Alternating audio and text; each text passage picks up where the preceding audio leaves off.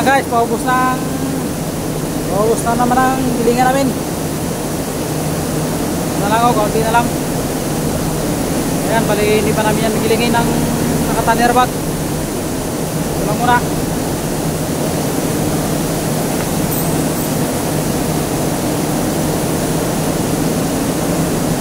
Paring palay. Minpin lang namin ang aming ginigiling. Yan po, dami pa.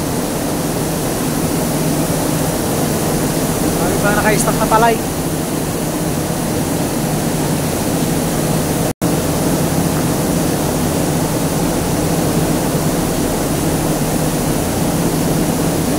Sakot na lang. Tatapos na ang kanilang papansa. Last one.